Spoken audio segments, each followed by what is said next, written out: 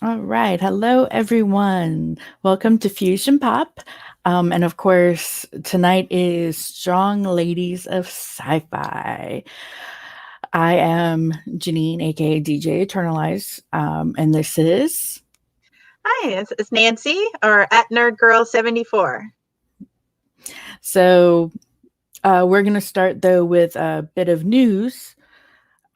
Nancy we were talking about DC Comics, all the like new trailers and things coming down. Oh, yeah, if you're a DC fan, like Saturday was an amazing day for you. And I was like, I know you and I were messaging some, and I was like, oh my God, I'm watching all the things. I'm watching them all. Mhm. So DC had their new thing they called DC Fandom.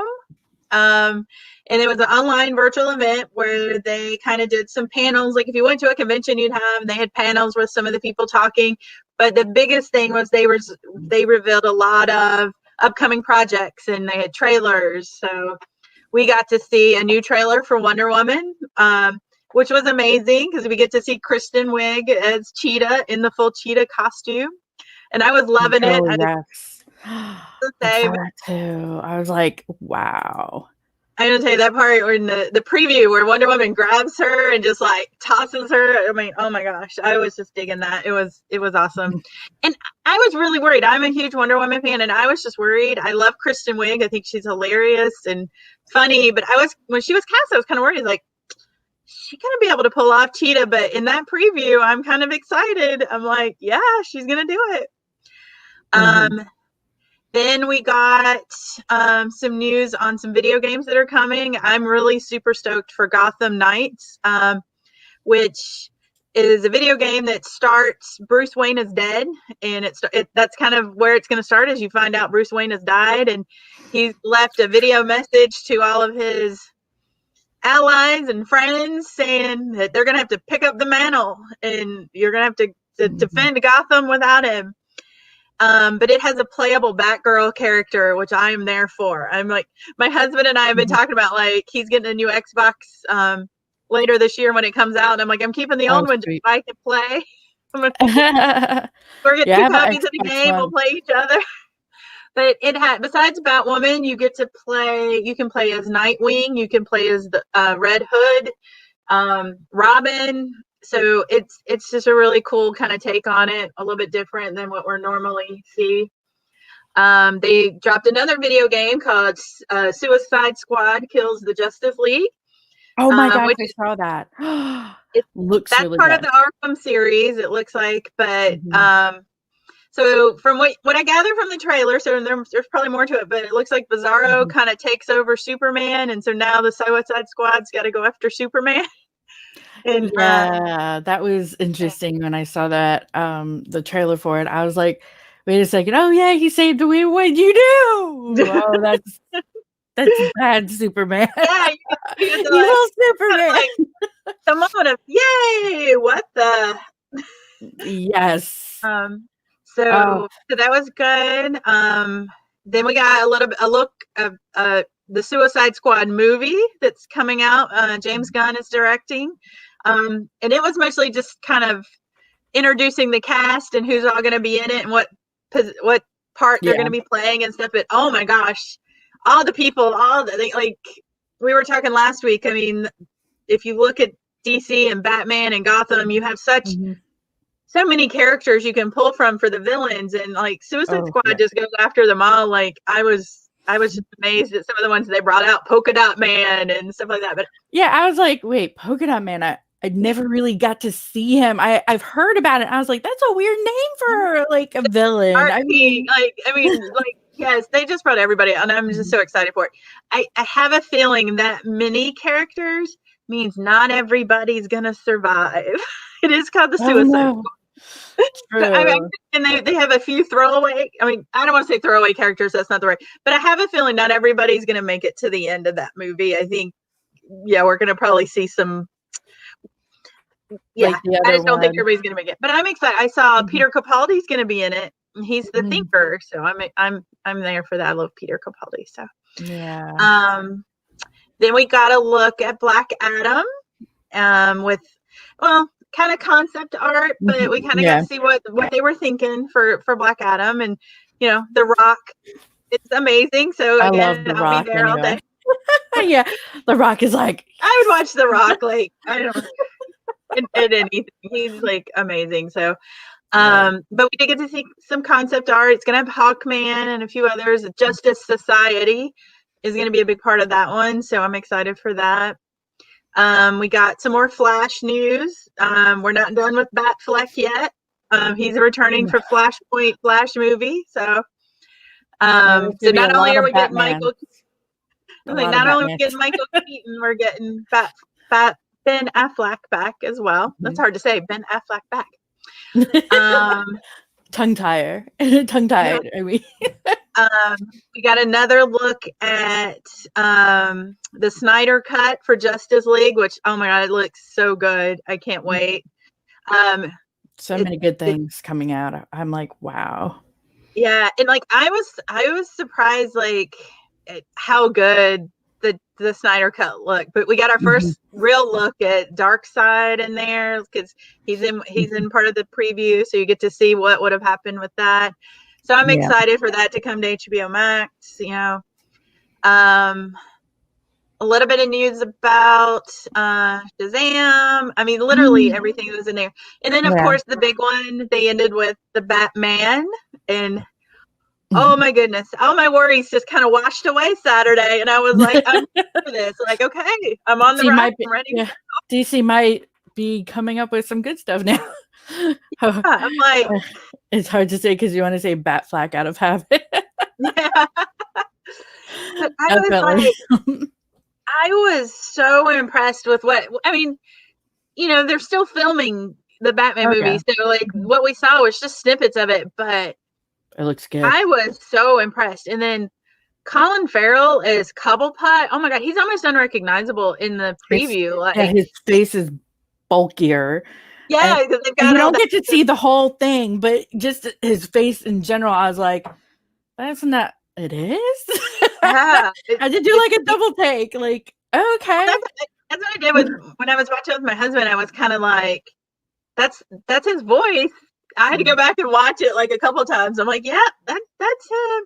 But oh my gosh, the Riddler, it looks like they're going so dark with it, and I'm like so there for it. So Yeah, what concerns I had, I think washed away Saturday with that preview. I'm so excited for it. So me too. I think it was in DC heaven. I feel like DC finally maybe has their game together. They've kind of like, here's what we're good at. Let's just do more of this. Yeah, And I loved it. just stick to it, you know. And so I'm so excited for this. And I'm really excited. You probably Me too. can't tell that from how much I'm like smiling, but I am so excited for all of it. Like I just want it. I wish it was 2021 right now. I just want it all. I know. Oh, let's hope they don't have too many villains syndrome. Well, Because like sometimes Batman is against more than one. you throw them in But there, yeah, and then you get people they can kill and they can get rid of, and like they get because you can't. If you stick with Joker and you stick with Riddler and you stick with Catwoman, and then we saw a little bit of Zoe Kravitz as yes. Catwoman in that preview too. Oh my gosh! But Mhm, you can't really kill those characters. You know what I mean? Like they were mhm. kind of constants. They have to be there. I mean, you could, but then where do you go if you do that? So Well, as I said with this Batman, they're bringing them in before they became their full other personality. Like Penguin is not officially Penguin yet, and as you notice, Catwoman is just in her early thieving ways before she becomes yeah, Catwoman. So I'm like, ooh, this is gonna be fun then because they could, yeah, it's not centered all around Batman. and this is, I mean, So it's definitely early on because you see him. He's still working pretty hands on with the Gotham City Police because he's there with them a yeah, couple of times in the scenes. So yeah, you're pretty early on in that Batman genre of kind of getting things going and stuff. But I'm excited for it. I have high me hopes. too. I'm Very gonna excited. I'm excited. They've done some good things, so I'm excited for DC to kind of have a good year next year. Good couple of years coming ahead of them. Mm-hmm. So true. Now, oh, ooh, the message is just. Pew, pew, pew. Oh yeah, I was thinking that too. Basically, like the Gotham TV series, but they're not as young. They're just kind of on the borderline, about to go over, I think. So, I think we actually get them. Like, I mean, you get Riddler to be Riddler. mm-hmm. Riddler ends up being real. I mean, I think everybody knows Riddler's going to be the big baddie in the movie from the preview. So, Yeah, I think you get Riddler to being Riddler. I did hear somebody say this might not have the Joker, but you might have the person who inspires the Joker. Like, there's some different things that are kind of maybe I, working in there. they, Very, very a la Gotham, like we talked yeah, about. like So, since they're doing the characters right before they go over, maybe you get a glimpse of Joker, and then he'll be in a future one, yeah. maybe the next one. Yeah, so I don't know about anybody else, but yes, I'm excited too. Like Nancy, I'm like waiting for everything to happen. Yeah, I'm so excited for it. But I mean, I'm just really excited. And I'm not. I want to say I'm not a gamer, but I'm excited for Gotham Knights. I am so ready to play that. That looked really good, and that I can play as Batgirl. I'm like all for it. Oh So yeah, let that'd be me awesome. suit up and go. I'm ready. I admit I would love to play that too when I have time. That's the thing with me, time. I Yeah, used to be such a gamer when I was younger, and then it was like, oh, you know. that'll But be the point. It's like, yeah, figuring out time we can play. Although COVID has given me more time at home than I've had in years. true, I admit that too. But yeah, so everybody keep checking out DC. Looks like they're about to give it give us a run for our money with a bunch of these coming out almost at one, like around the same time. I think they're looking at Yeah, I too, mean like it's back to some back of to it's back almost. slated to the last of this year through I think 2022. But yeah, it's going to be a lot of content over the next year and a half, 2 years. So, and a lot of it's still in production, which is great, just because they're Mhm. still working on it. And I think they've learned not to rush it. Like they were Yes. so fast to try to get Justice League and Mhm. some of the first Suicide Squad movie. They were so fast to try to just get them out there.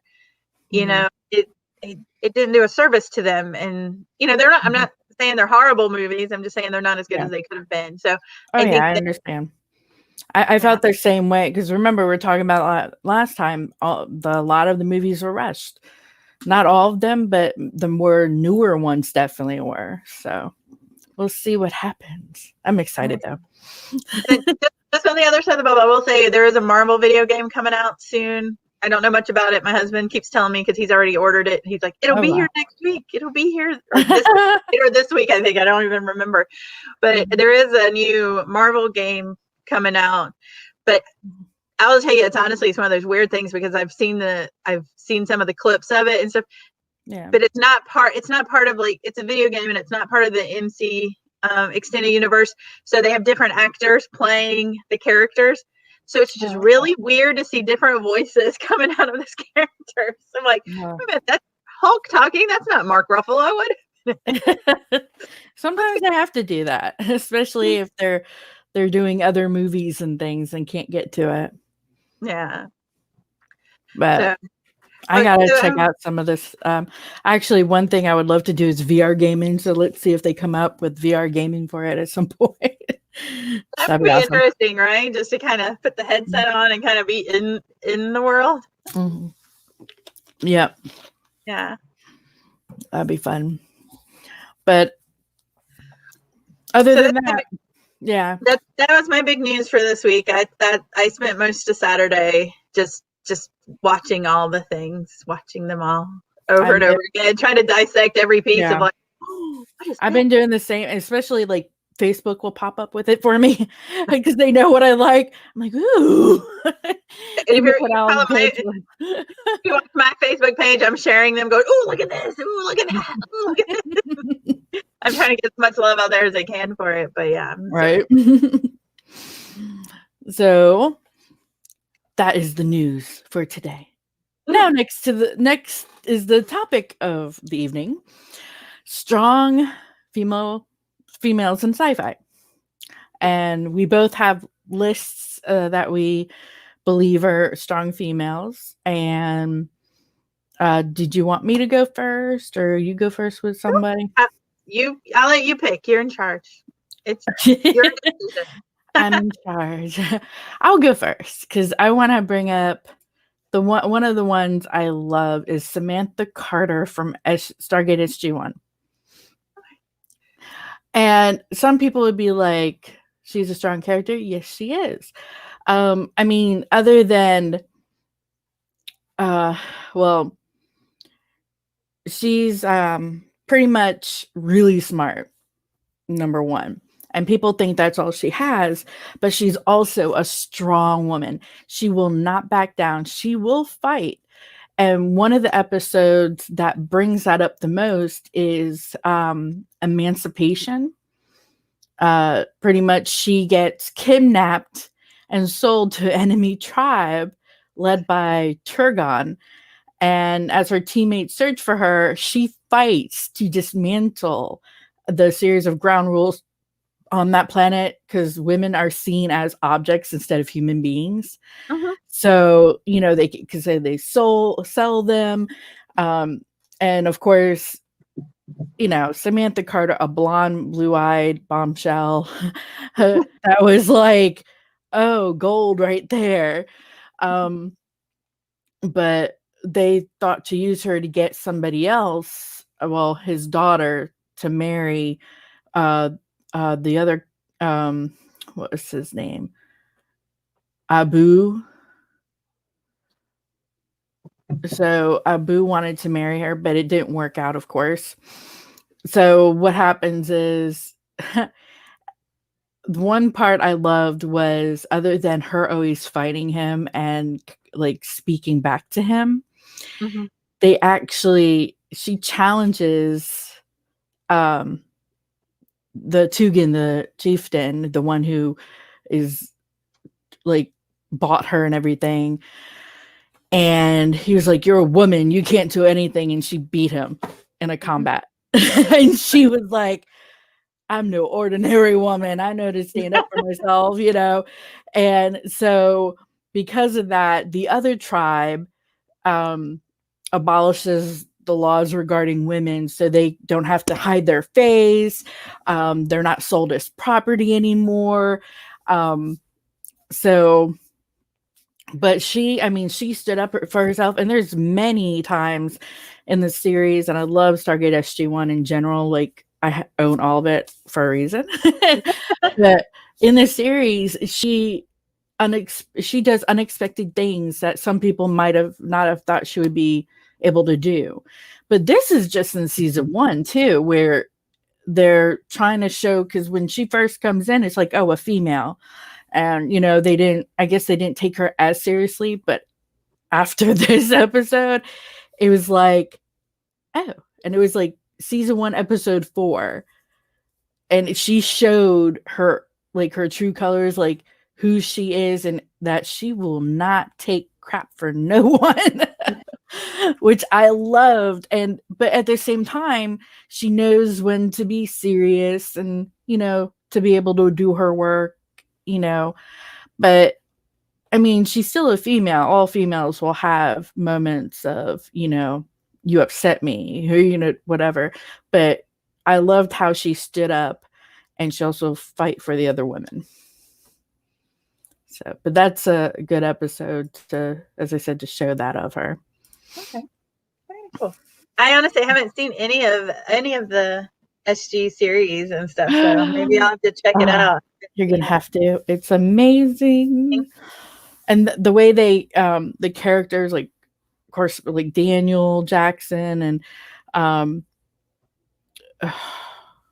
my brain just went Teal'c, and of course O'Neill.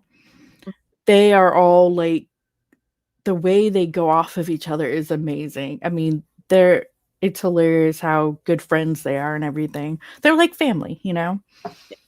get each other's back. Very cool. So, but that was one of mine. Well, mine aren't in any particular order, so I'm just going to kind of start at the top of the list, but probably is one of my number one favorites, and Mhm. Captain Janeway from Star Trek Voyager. Yeah. And I just love her being the captain. It was the first time we'd really seen a female captain, and you know they get sucked through and get lost, and she's got to keep the crew together, and she's got to keep the ship together, and Mhm. there's so many good episodes where she just demonstrates that she is just that strong lead character in that female role. She's like, all right, we got to go to work. We got to do this. We got to, these are the things we have to do. And she doesn't take any crap off at anybody. She's soft when she needs to be. She's hard when she needs to be. Oh yeah. She's emotional when she needs to be. And she's just an all around badass. I mean, I love it. Mhm. I loved her. And,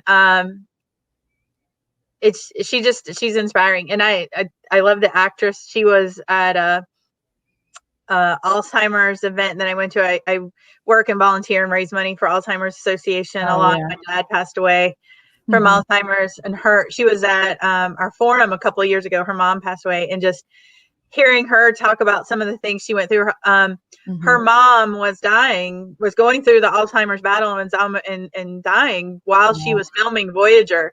So for me, that adds another whole level of like, okay, you're bringing this every day, and you're being this like strong woman, and you're being this example for all of us and for your, on the show, for your crew and everything. And then to know personally you're going through this emotional turmoil of this stuff going on, it Yeah. just added a whole nother level for me. But I would definitely say I would sign up to serve with Captain Janeway any day of the week and stuff, and go get lost and have to find our way home. I would love to be on her crew.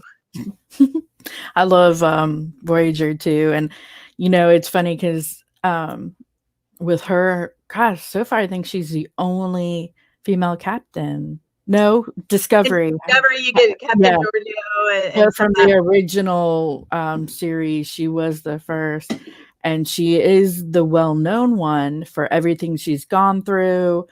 And you could see, I love how you could see how she transitions too. Yeah. Yeah, Like, and I mean, I think you definitely see, in art, and I know the whole controversy of Seven of Nine and why they brought all that in and how they got along. I know there's stuff behind the scenes, but for yeah, me, I loved her. Like, I thought she led the crew really well. I thought she wasn't afraid to be emotional when she needed to be, because a lot of times for women we have to toe a line because yes, can't be too emotional. But she was able to see, we saw a soft side when we needed it. We saw a hard side when we needed it. Like, I just really thought she was really well rounded as a character and a leader.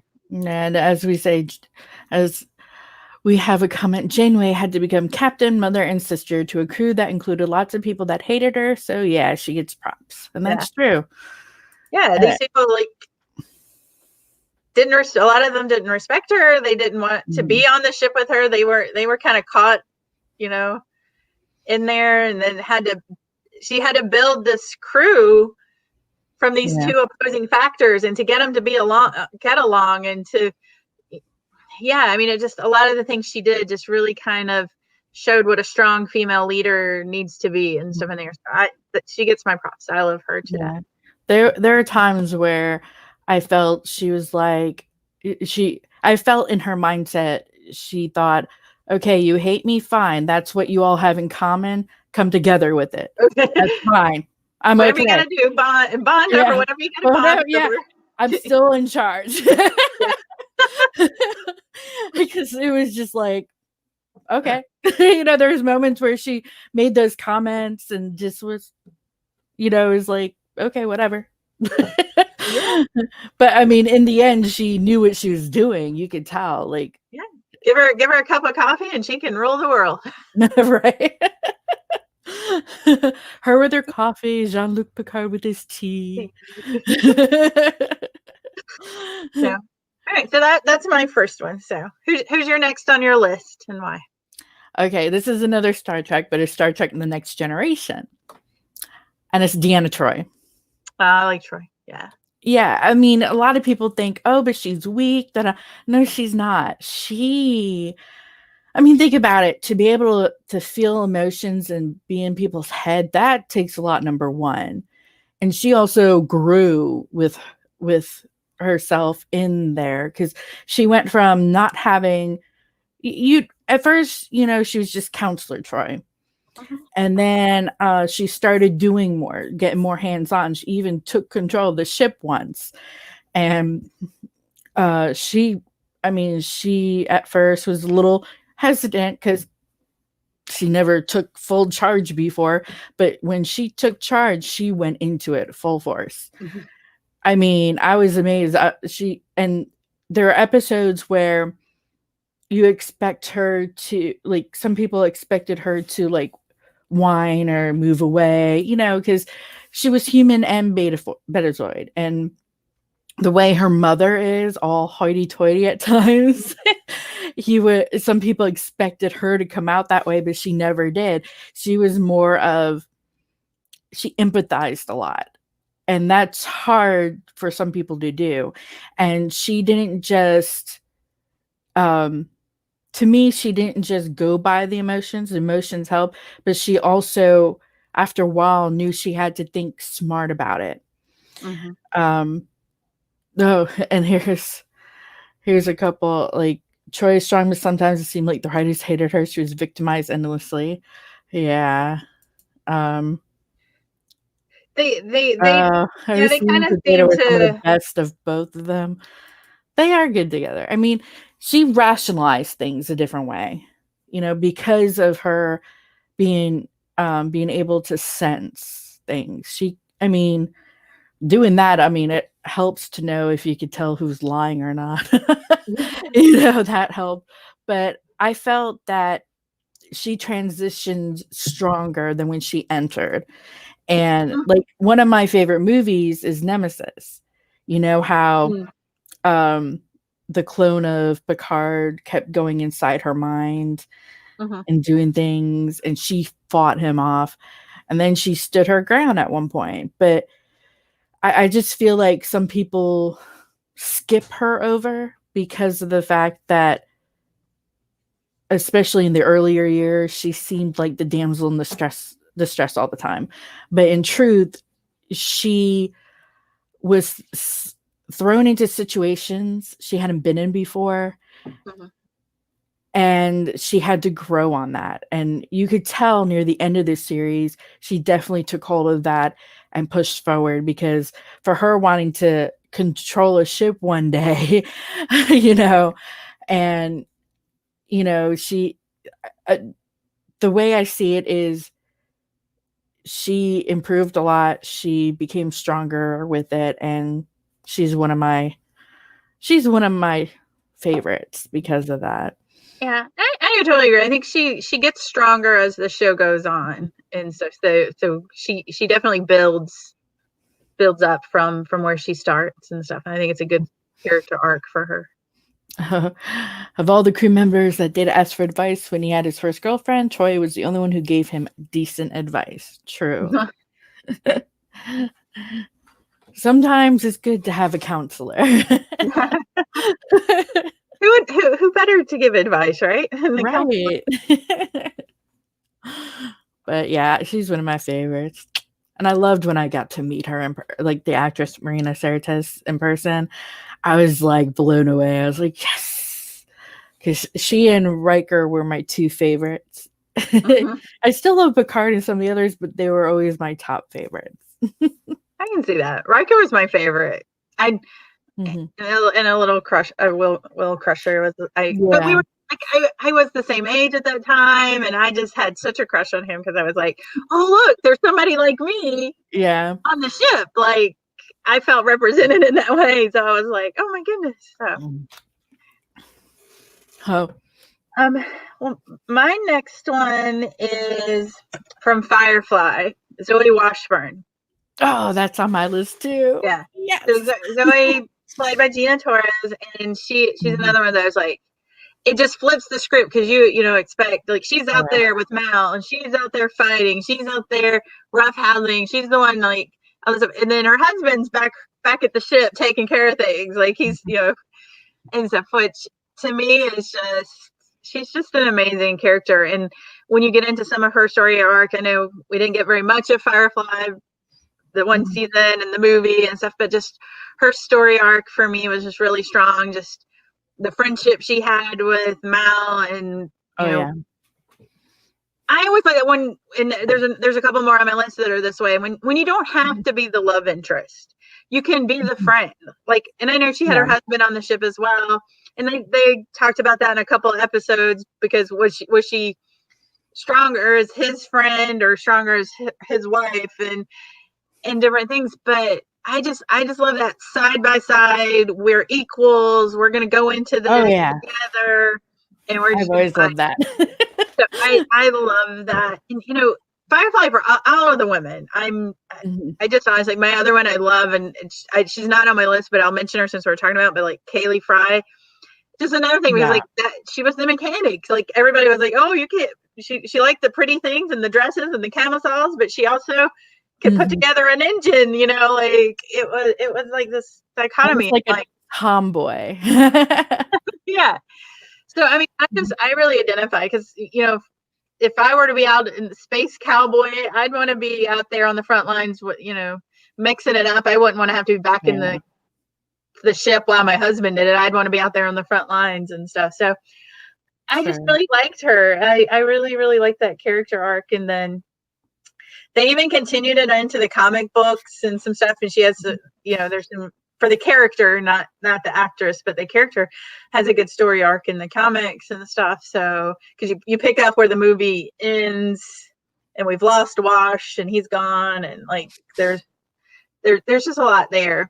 I And think that was one of the spots that made me respect her even more too, because yes, she could kick butt and she was good as a leader, and she also had that with Wash, she was able to tone it down and show her woman side, as they may say. wow, But women's when wiles. but when Wash was killed, I was like, whoa. But she's like, well, we'll deal with it later. We have to fight. Yeah, Like, I mean, that was hard, but she did it. That's how strong she was. She knew, yeah, I love my husband. I will mourn him. But right now, we need to survive first. yeah. We gotta get through this before I can Mhm. get to that point, and being able to do that. I just really like that character, Yeah. that strong.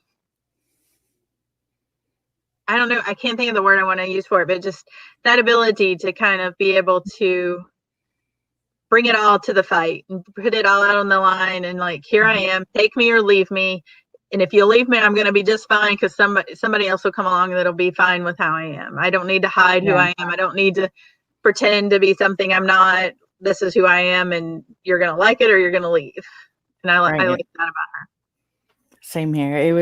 I mean, I love Firefly in general. I wish they could do more with it, but it's like every time they try, they end up doing something else instead, like, what was it, Doctor Horrible her. and some other things, or they go into another show and then each of them become like, the characters, they come in as a backup character for an episode or something. I was like, I love that, You know, but I I do miss, um, I have all of met them almost together. I've met almost the entire cast at Oh, different lucky. conventions and different things. Mhm. And they all say the same thing, that they still get together, and Yes. like they have like cookouts, and they catch up with each other, and like they're still like Mhm. the best of friends. And like it's just amazing to kind of see I that love bond that. that came Yeah. out of that, like, short That's time together, but they've still bonded Yeah, together. that's like Supernatural too. They Yeah. do the same thing. They s out they're like family. In the end, like, when you get that close, it's hard to get away from it. You don't want to. You wanna keep tabs even if you go off and do other things because 'cause you're Yeah. family. Yep. I think it's really cool to have that they have those connections and stuff. So, Yeah. who's next up on your list? Aaron Son from Farscape. Oh, okay. That's another one show I haven't seen. I'll have to. Oh, I have to start. I want to watch it again because I know there's some episodes when I was on TV that I missed, Mhm. but there's some really. I even got from Loot Crate. I got a shirt of. They have an episode where they go inside. Gosh, the lead characters. What's his name? John Crichton. Okay. They'll go inside his head and he was being manipulated in a way, but they turn into cartoon characters because, he's from Earth and all of a sudden, like, one of them becomes almost like it was the Roadrunner, Coyote and Roadrunner Mhm. kind of thing. And I was just like blown away. I was like, this is hilarious. I need to see that one again. But yeah, with Aaron's son, even though she appeared human, she was actually I can never say this name. Sebastian, or pretty much a former soldier of the what is known as the Peacekeepers. And I'm not going to give away too much, but with her character, she was always known to be strong and always followed orders.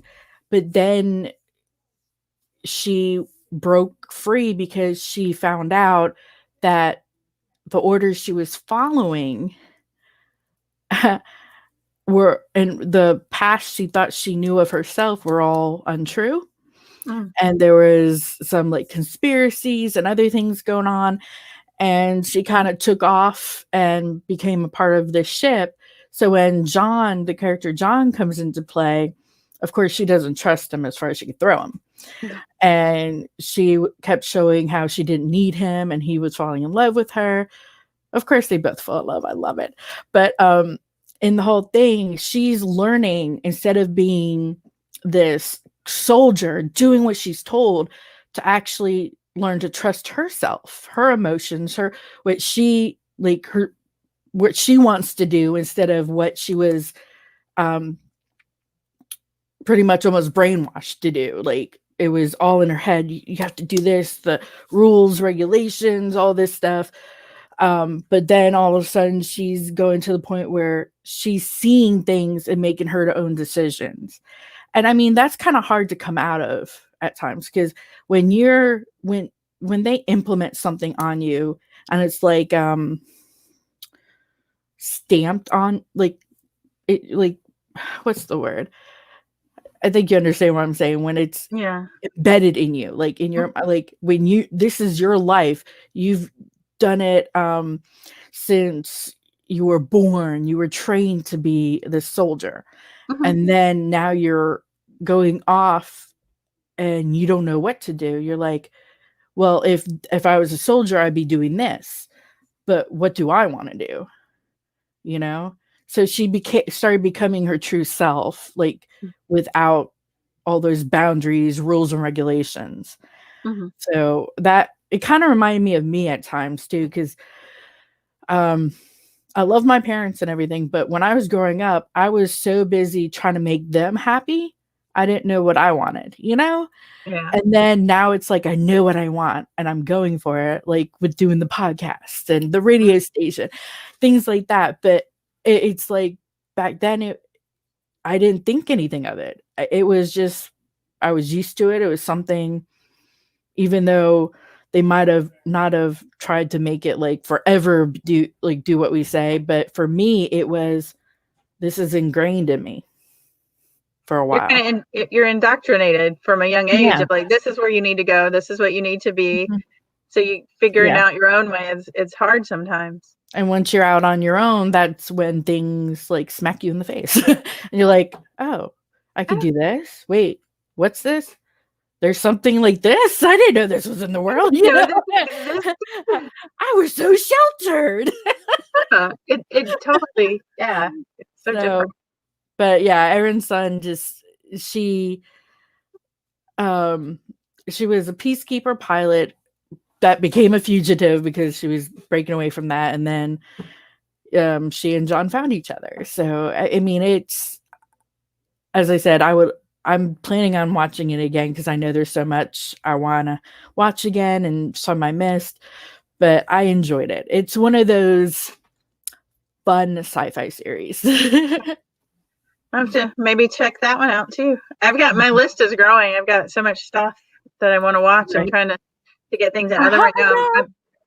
Me I am too. binging Lucifer right now because the new season dropped, so I've got to binge that first. We started season 5, but we're not through it yet. So I'm not. I'm about halfway through, but I'll get there probably tomorrow. We'll see how right. tomorrow goes with work and stuff. But oh well, my next one, I mean, it seems pretty obvious. I think most people would agree, but I'm going to kind of put it out there because she is our princess, and I'm going to go with Leia, Yes. our Mhm. princess, our general, our leader. You know, she and Carrie. You know, she was played by Carrie Fisher, who just was a badass in her own right. You know, so Mhm. I agree just with that. connect with that. But I I really like. I remember going with my brother. My brother's 11 years older than me, so a lot of my fandoms were kind of his fandoms first and stuff. So I give him a lot of credit for making me the nerd I am today. But I remember going to see this movie, and here was this girl who was leading the rebellion. Like she was leading the rebellion. Everybody was looking to her, and like she was the sign of hope. And she was a princess, and she was beautiful, but Oh, she was yeah. just like smart, and she commanded respect, and she was our princess and our general, like in the later ones. And I loved her, and I just wish we had more characters like that. Because even and I know there's a controversy on the slave bikini and stuff, but even in that, she like owned it and rocked it and was like, Good. I'm here to get my man back because he got himself in trouble and he needs me to rescue him and Yeah. stuff. So like, you know, I just love like I just can't enough props for Princess Leia. She's hmm, rest in peace, Princess Leia. Yeah, she was one of my favorites too because I looked to her as, oh, people thought she was this innocent. Oh, yeah, like they say, first badass princess. Because she's now a Disney princess. She is a Disney princess now, um, so yeah. yeah, but with me, it was the whole, people thought she was this innocent princess, and then she came out and started fighting too, you But she know? went toe to toe with Darth Vader. She went. Mhm. I mean, she was like, "Bring your best you got. You're not gonna break me." To this guy that everybody else quivered to and like bowed down to Oh, and yeah. were afraid of, and she was just like, "Bring it," you know. And Mhm. I was just, yeah, I. We need more characters like that to look up to. Little girls today need characters like that to look up to. Yeah. We went to Star Wars Celebration, which that's the shirt I have on today because I knew I was going to be talking about my friends. Ooh. But we went a few years ago. She killed Jabba while wearing that thing. Yeah. Exactly, like she still like owned it and rocked it. But like there was Mhm. this little. It was right after Carrie had died, and they were doing all this stuff. But there was this little girl, and she was probably 6, 7 years old. She couldn't have been more than like 8 years old at the most, but I think she was younger than that. Dressed as Leia, and she was going around and to other people dressed as Leia, and she would give out. She had made these little copies. Her mom or dad had helped her make these little copies. They were supposed to be like the Death Star plans, and she would go up to anybody dressed as Leia and give them these little cards. And I was like, that just, I mean, it just was so wonderful because you saw this other generation that's going to grow up knowing what it means to be a rebel leader. We need those rebel leaders out there now in the world we live in. So yeah, just I love Carrie and I love Leia and oh, we need more characters like that. Yeah. And yes, all right. R.I.P. Carrie Fisher. She was my favorite. I loved her. Oh, Like, mm, she is a like she she is just makes you feel. She had you make have the feels, even after finding out her Luke was her brother, and then she started getting, other than innocent princess, to fighting as a rebellion, but then also to making sure to make changes for her people with the knowledge she had, you Yeah, know? she could have easily led the easy life. She was a princess. Mhm. She could have just Oh, yeah. went along and got along and would have had an easy life. But she stood for what was right, and that's why we love Princess Leia. But I'll tell you, Carrie Fisher was, I mean, the things she did in just real life, like Mhm. normalizing the conversation around mental health, Yes. like let's talk about those things, and however we put that out there in the world, and it's okay to talk about it, and it's okay it's normal to not be okay, and let's talk about it Mhm. and stuff. I love Carrie, and I'm going to tell you, she's Yeah. hilarious, and she's got some comic chops too. I don't know if you've ever seen the Blues Brothers when she's in there. Oh, She plays. no. It's hilarious. It's a whole different version of Carrie than what you see in Star Wars. So, but I know she's been in other things, and I saw her in something, and I wish I could remember what it was, but I thought it was great. But as you were saying too about Princess Leia, um, the one thing I thought was really cool too was as Princess Leia, she opened herself up to the Force, yeah, to let herself feel it, and she didn't have to, but when she found it, and it was like she used it for good, of course, like everybody should, but she I think she used it the way it should have been used. Does that make sense? yeah. Well, I think it was so weird So, in like some of the later movies because people are like, "Oh, she's force sensitive too." Well, of course she was. like wasn't there Luke was. her twin though? They were twins. Yeah, there were So, twins. yeah, so I'm surprised they didn't realize it sooner. Like, he doesn't You even really seem tell her. He's like, familiar. yeah, he doesn't even really tell her. He's like, think about it. You'll feel it's true. You'll know. And like, yeah, I mean, He for people to realized it kind of first, lose their which is mind because funny. she was force sensitive too. I'm like, why wouldn't she be? Her entire family is like, come on. I thought it would have been funny though, because when she found out they were brother and sister, I thought it would have been funny if she said, "Well, it did feel like I was kissing my brother." But that never came. But I was like, that would have been hilarious if she said that. My husband and he's a big Star Wars fan, and I was a big Star Trek fan, so I've had to learn more about Star Wars since being with him. But I always loved these movies. The original movies were always had a special place in my heart. But we were looking Yeah, at like strange facts, and it was like the Halloween the year after the first movie came out, like the most popular couples costume was Luke and Leia, and I was yeah. like, oh, those people felt really weird after the second movie came out. Uh, let's see. They should have shown some backstory on her training before they done the scene when she was forced into space. Well, I think people had an idea, but yeah, she.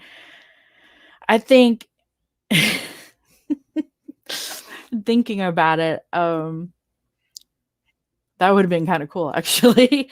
Maybe I I think would sometimes they should have love to done more see. with her. I would Yeah. have loved to see more of her training, Hmm. but then I also challenge. Like, do you say the same thing about like some of the things Luke did? And I know we saw more of his Um, training and some of the stuff, but when he astro projects himself onto the field of battle to take on Kylo Ren, we're like, well, when did he learn how to oh, do that?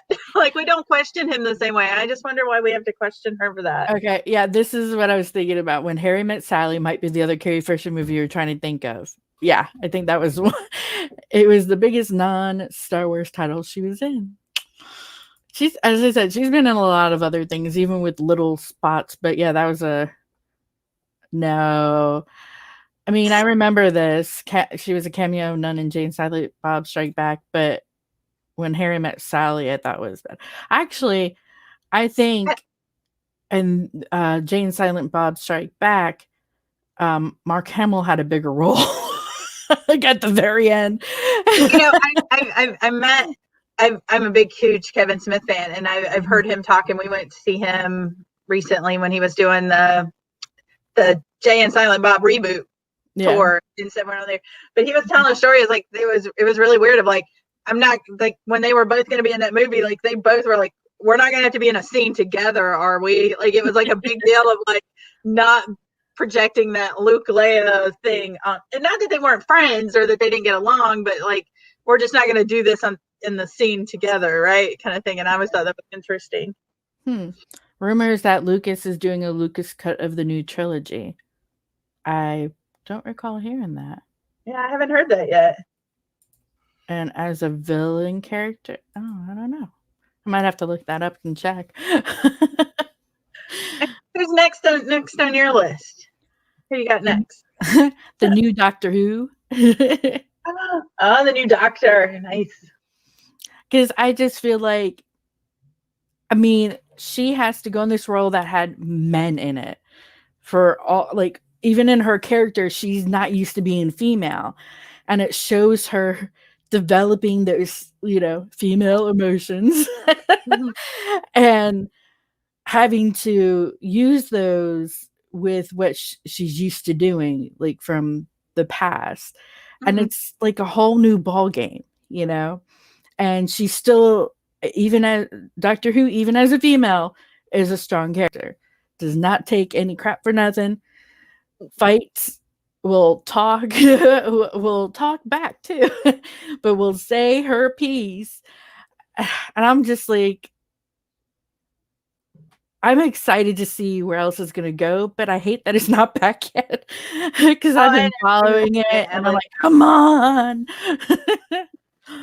So, I was so okay. I was in that weird place of like, I don't want them to make Doctor Who a woman just to make it a woman. I want it to make sense, and I think with Jodie, it made sense. Like they brought in yeah, a good actress who really, like you said, kind of took the role and made her own. And yeah. they kind of wink and nudge at it to say, hey, yeah, I've been a man for the last 50 years or the last Mhm. 200, 300 years and stuff. So I think that she does a really good job in that, like, she doesn't miss a beat. Like, it still Mhm. feels like Doctor Who. Like, it still feels the same. If someone had the foresight to have a female doctor as a third or fourth iteration, it wouldn't have been such a big honking deal for them to finally get around to it. Yeah, that's possible. And I like how the way they were able to transition Doctor Who as a female was because of, oh, what was the character's name? Shoot. The his the one where he was female, I mean male, then became female too. Another one like him. What did they call him? Oh, the Uh, master, because the master became Master, yes. female.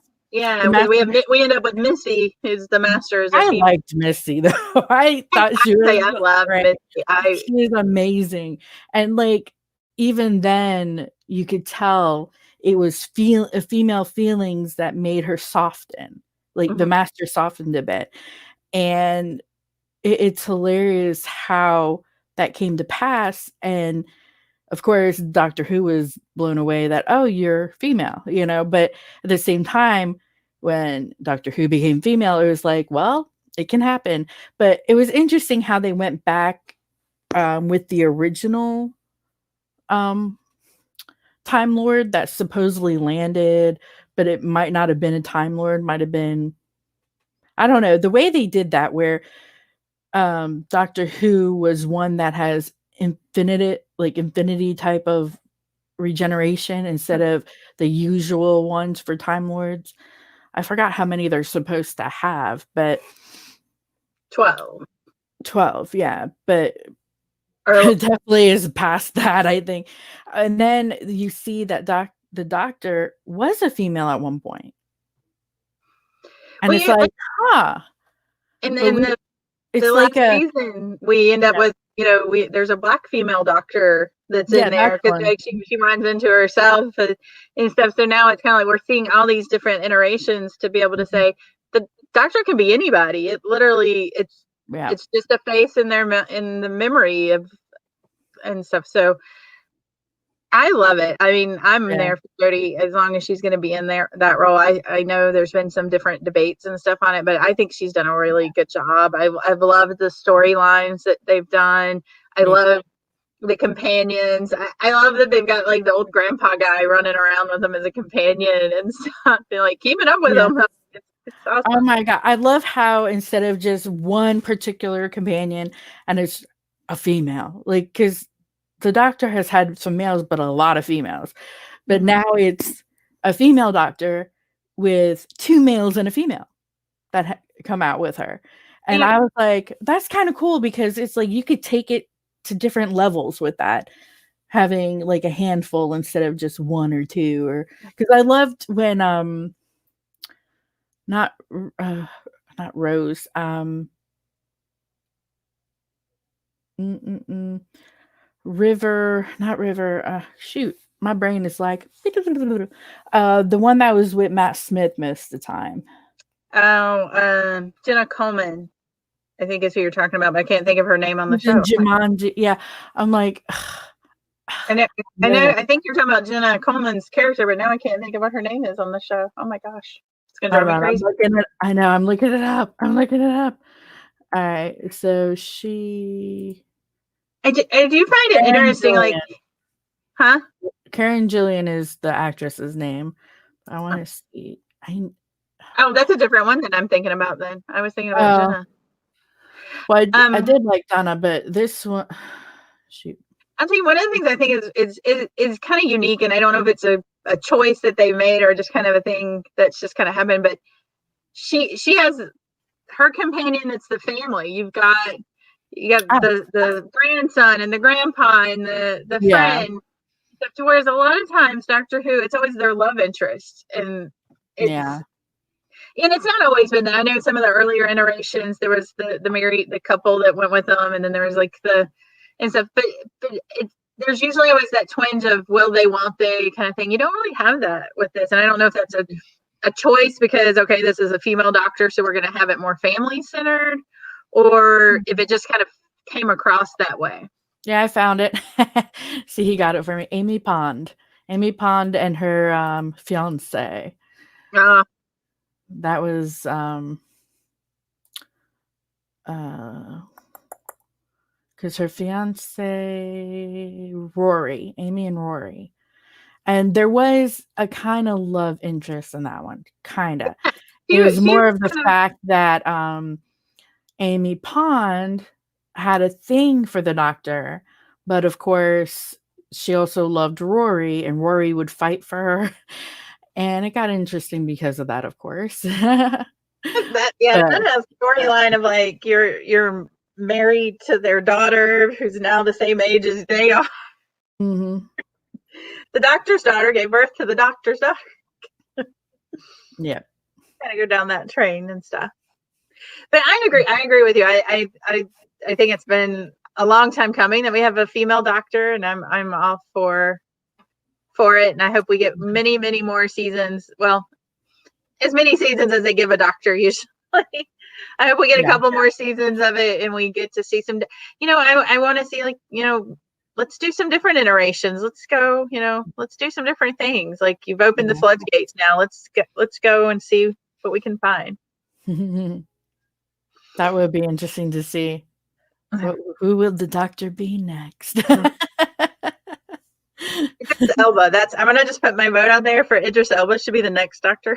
No, I'm just kidding. I know probably not gonna happen. He's got a lot of other stuff going on, a lot of other irons in the fire. But I Yeah. would be happy to see Idris in anything. So, um, well, I'll do my next one, and I'll keep it in the Doctor Who family. I'm gonna tell you my favorite companion is Donna Noble, the Doctor Donna, and she is hilarious and she is so funny with him and they play off of each other and there's a genuine friendship there between the actress Catherine Tate and David Tennant. And you get that and it comes through on the screen and I just love her and she was one of those like first for me where it wasn't a love interest. She just wanted to be, they were best friends and she could give him as good as he got. Like, I Yeah. remember there's an episode where they're with the Ood and he's trying to be like, well, it's just their way to be servants. And she's like, why is that okay? Like, that's not like, no, it's not okay. And she challenged him and the fires of Pompeii. And he was like, it's a fixed point in time. I can't save these people. Like, you can save one family, just save one family Mhm. and she she challenged him and she wasn't afraid of him and she wanted to go on adventures. One of the saddest arcs when she's having to leave and she knows it's Mhm. the end is near and she's like, I was going to travel with you forever. Mm. And it breaks my heart because you just know, like, she would have been that person that would have stuck with him and went on all these wild and crazy adventures with him. And Yeah. I loved her, and I loved, you know she brought such comedy to it and such strength to that role. And she was just a secretary to start, and then she becomes the woman who saves the world. And as somebody who's a secretary, for lack of Mhm. a better term, I mean, I have a fancy title, but that's basically what I am. It was like this great arc of, like, she went from this thing where she didn't credit herself for anything. She doubted herself. She was pushed around Yeah. by her parents. She was pushed around by the people in her life and her boyfriend. She then becomes the person who saves all of humanity. She's so important, and she never Yeah. realized how important she was until the end. And 'Cause she it, had all the information of Doctor Who downloaded. She kinda became like him, a Time Lord. yeah, she But became. but they And, had and to wipe her memories so she wouldn't die, I remember, because I loved that. I liked how that happened, and she was like, "Du-du-du-du-du-du-du," and they're like, "What are you doing?" "Oh, da da da da da," and I was like, "Whoa, she became Doctor Who." yeah, she got it. She kind of got his stuff Got his mojo. encoded on hers. So yeah, but then they had to take it all away, and, like, Yeah, that was kinda that was heartbreaking. But I tell you, mhm, there's later on after that, there's a scene where, like, the master's trying to attack and is coming mhm, after her, and I love David Tennant's doctor is like, did you think I would leave my best friend unprotected? And, like, there's mhm, that moment of, like, that's what it was. They were best friends. They had each other's backs, and to see that kind of relationship, because so many other relationships had been about how she related to, Amy, whether it's Amy Pond or Rose. And I know that people love Rose, and I don't have a problem with her as that. But yeah, I never wanted to date the doctor. I wanted to be his friend. So Donna was that to me. She got to represent that to me of, like, let's go on these adventures together. Let's go mhm, back in time and meet, famous people. Let's go see this, go over and see these worlds that nobody knows exist. Let's do all these things and mhm, just have these adventures. And I'll tell you that first scene where it's after the Runaway Bride episode where we first meet Donna. It's the first episode where she comes back as a regular companion, and mhm. they're the adipose, and they're investigating the different adipose Oh, stuff. yeah. And you see them, and, like, they see each other through these windows on the other side of the office, and they're just like, it's you, that's you. Hey, I'm like, and, like, you just see that Oh, joy yeah. on there. And then I've seen, like I said, Catherine Tate and David Tennant have talked about it multiple times in different places, but they literally improved that whole bit because they are true friends, and, like, it just kind of flowed from there. And I think that makes it even more special, I think, for me. But anyway, Yeah. that's my I love Donna.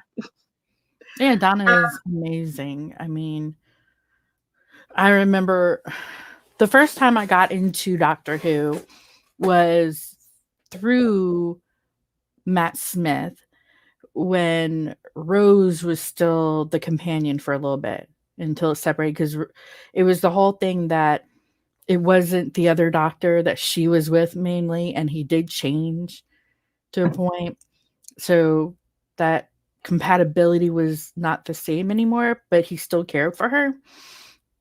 And then there, um, if I remember, Donna was next before Rory and Amy Pond because Yeah, she was with Matt Donna Smith. Right? never Oh no, really was. David Tennant. She Yeah, was with Donna. David Tennant, and David Tennant was before Matt. So Yeah, wait, no, yeah. You have it's after. Now Christopher I'm trying to Eccleston. remember who was Christopher who was. Eccleston 9, and Tennant is 10, and then Matt Smith is 11. So you never Okay, really get so Rose with Matt Smith that much. She is with them in the 50th anniversary because yeah, she's Bad Wolf. She's Bad Wolf at that point, but you don't really get Rose no, no, companion that's the with first episode I saw. David Tennant, the one about the TVs. sucking the life out of people in a way. The Hmm. program or whatever. That was the very first episode I ever saw. It just Oh, randomly came on and I got sucked right in. yeah, just like in this show. Yeah. And after that I was like had to go back and start watching, and then I started following. Now I haven't seen the very first ones and up. I The could classic Who. Yeah, the reruns I get every now and then, but for some reason when it gets to 9, 10, 11, the 9 and up are the ones I've watched the most. But I grew up yeah. watching again. My brother watched it and loved it, and so his favorite Doctor was Tom Baker, the fourth Doctor. And then I kind of grew into my own of like, okay, I like this, but I like Peter Davidson. He was my first real Doctor that was mine. That was like, Yeah. okay, I'm not just jumping on now. I'm going on the ride with you.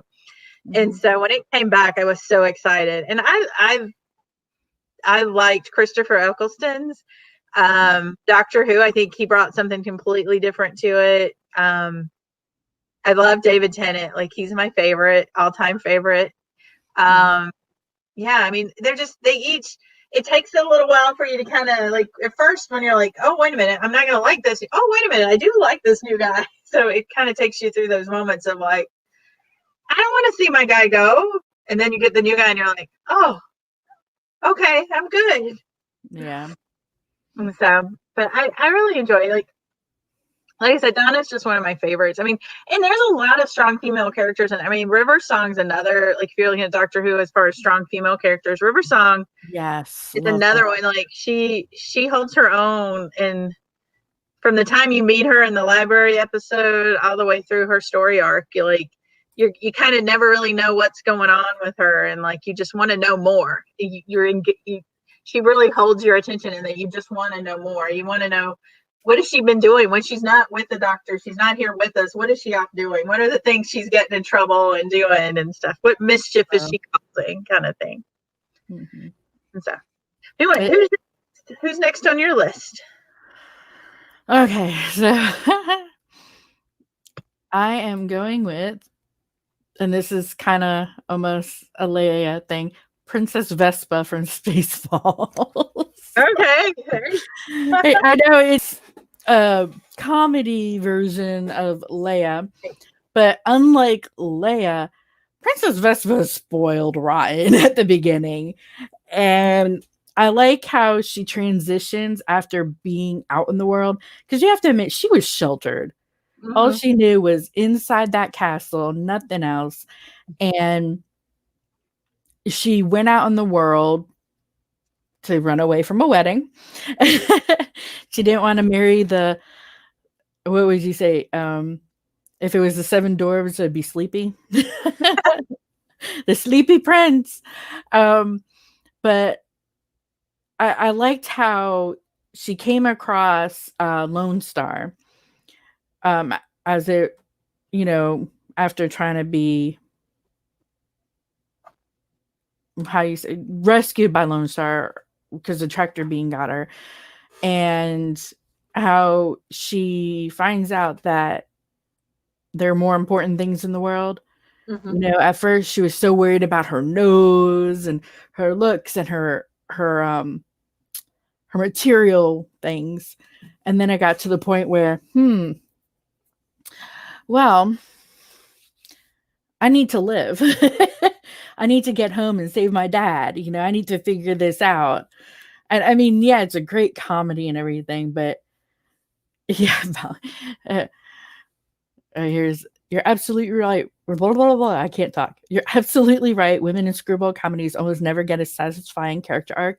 Vespa is a breath of fresh air. Yes. Yeah. I thought that was awesome because, as I said, she was spoiled and then she learns up and she fights back after her hair gets singed. But who Never knew mess with she a had woman's that ability? hair.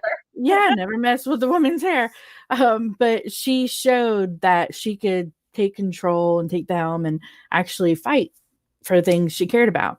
And she cared about her dad a lot. And seeing how things were turning out, she finally turned to Lone Star and said, "Okay, save my people, save my dad, help me," and they worked together and were able to save them. Yeah, they shot my hair. That I love that scene though. They shot my hair. It's like they shot my hair. I was like, she's like Rambo now. Pow. And even Lone Star was like, whoa, okay. Because at first she's like, ew, a gun. And then she's like, boom. But I mean, like, not many people think of comedy based characters usually when they think sci-fi, but she's still sci-fi comedy. And I always thought in the end she became a great character and stronger in the process. Mhm. So No, I totally agree. It's one I wouldn't have thought of. So I'm glad you brought her up because it's a really good take on that. And you do see her as a story arc and that kind of change from the spoiled brat to the defender yes. of, kind of thing. Hmm. So, it's a good one. Yeah, Barth even said, "Holy shit." That name always got Barth. Made me think of barf. I was like, Barth. Why? Why Barth? I think that's what they're going for. Mhm. But yeah, I think that's a good pull. You don't always think of the ones in the comedies and stuff. So Yeah, not many people do.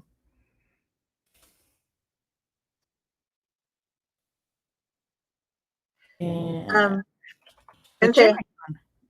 um I can kind of keep us in the comedy, kind of funny, kind of sort of range. I'm gonna go a little stranger from that. I'm gonna go into a cartoon character, but Taranga Leela from Futurama. Hmm, I don't know if you've ever seen the cartoon, but it's I do. basically, Yeah, huh? I Do you know have. the It's been a while. Yeah, so you got like Fry gets locked in the cryogenic thing, and then he wakes up 1,000 years later, and has to kind of learn to live in the future and stuff. But Tron is she's pretty awesome in her own right. She's the pilot for the ship. Mhm. She's she's making her way. She was an orphan. She has one eye. She's different from everybody else. She finds out eventually that she's part of the mutants that live under the city and Yeah. stuff. But different things. But she never lets any of that hold her back. She's still like I said, she kind of is leader of the group. She's the smart one of the group. She's making good decisions. I just really I thought she was a really strong character to kind of she leads that it's all the other like the other girl that's the other female character that's on there is kind of all about like she's rich and being she's kind of flighty a little bit and she's smart she's got her PhD she's good that's how she's kind of in the group but she's also kind of all about like finding love and all this stuff and Leela's a little more like Mhm. I'm here to get my job done and keep everybody alive. Like there's one time where Fry and Bender end up joining the army because they want the military discount. And they join the army to get the discount because the store Yeah. they shop at offers a discount. So they go join the army and they're like, "Oh, it's okay. We're not, we'll be out. There's not a war." And then a war breaks out. So Leela goes and joins the army because she's got to protect her friends. So she even says they'll die if I don't. Like she pretends to be Yeah. a man because they don't let females join the army and stuff. So she pretends to be a man and joins so she can protect her friends and Mhm. stuff. So yeah, I think for me she was a really strong female lead and stuff in that. She's voiced by Katie Seagal from you probably know from Married with Children. Yes, I remember that. I thought Maybe I know her voice whenever she does something. I'm she's like, also "That the sounds mom on familiar." the. She's the mom on the bicycle, the motorcycle gang one show. I can't remember the name. Oh, SF no, SV. Yeah, oh, whatever it is. But I know what so you're talking. the Yeah, I know actress. what you're talking. The bicycle gang one. I know what you're talking about, but I always forget the name because it's letters. It's like a group of letters for their gang. Yeah, I never really watched it. I know it was very popular, so I mean, Mhm. probably Yeah, I haven't did watched watch it it, but either. I didn't. It wasn't kind of my thing. But I think I'm pretty sure she was like the mom or something on that. She was something on that show as well. But Mhm. I figure you'd probably know her from Married with Children and stuff. That's where a lot of people know her Yeah. from. But yeah, so I'm gonna just give another comedy actor, comedy version of a strong female in there. She's kind of the straight. She's the straight woman. Mhm. To all the others crazy antics and stuff in that show. True. It Who's was fu next? that's a fun one, though. I never watched it all of them, though, but I did like Futurama for what I had.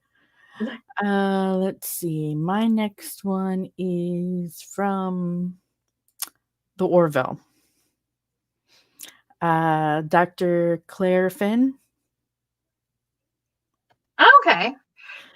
Okay. I remember her now. I was like, I watched the first season and a half of Orville, so I was trying to, but yeah, I know who you're talking about. Yeah, she had the 2 boys, she was a doctor, and, it's hard having kids on a ship sometimes, and I liked how, you know, at first you just knew she was a doctor, and then it showed that she was a mom of 2 boys, and then it showed that not only was she caring and everything for everybody on the ship, she cared for her boys. um oh, Sons of Anarchy, yeah, that's the one. Okay. Yeah, Yeah. Sons of Anarchy is what she was trying to say before. uh but yeah, so she, and it got to the point where she actually fell in love with an organic being. And um what is this? The character, hold on. Let me get the character's name. I mean no, no, Isaac. That's she falls in love with Isaac, who's an organic being. He's well, mostly robot, like, but are also has some organic parts. And it goes through their transition where, with her wanting to make sure he would be good for the boys, but also good for her, and they start dating, and it's a whole new ball game Mm. because, he's not used to feelings and things. So, I mean, she has to juggle all of this stuff, but she's strong enough where she fights back when she needs to. She'll stand up for her beliefs. And even if something doesn't work out, I mean, even if she was upset, she's like, you know what? I'm stronger than this. I'm going to get up and do my thing. I'm going to go back to work. I'm going to care for my kids. My kids are more important to me, things like that. But for me, her character is like, I love her character because of all that. Because you don't see that as much. I mean, yeah, you saw it with Star Trek The Next Generation to a point, but this one, with her, it was more focused on it. Like, you know how sometimes some episodes um would just have a bit of a doctor in it and a little bit, but with her it was like, especially the end of season 1, her relationship with Isaac was a whole thing that helped it along and have the ending that it really needed, um to save them. But she would always be there, and she'd also give advice. I mean, she to me, she just had that motherly mentality, but also that strong, independent woman. Um, and of course, the doctor who tells you, if she tells you something to do, you better do Do it. it. Better She was listen to dead. doctor's orders. Yes, doctor's orders. But, I would say if you ever get a chance, try watching it again. I still need to see season 2 because I know it's on Hulu, and right now we don't have Hulu, but I'm hoping to get it briefly at one point just to watch Orville. Get caught up with it. Yeah, Yes. is Orville still going, or did they end up canceling it, or do you know what Um, status is? Let me see. Because last I heard they were debating, um, well, with Hulu. All right, let's see. Season 3. Uh,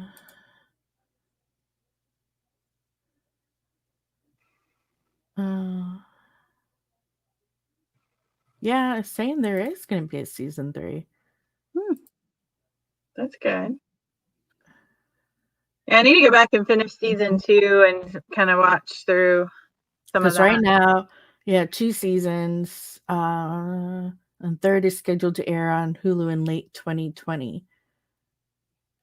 Something to look forward to. There you go. That's what you should do, is wait till it all gets on there, then get it, binge it, Right. binge it all once it's on there. Yeah, I mean, it's currently filming, as they said, and they had to halt because of the pandemic. But they're, I mean, August 4th. What the August 4th? There's something talking about. Mm,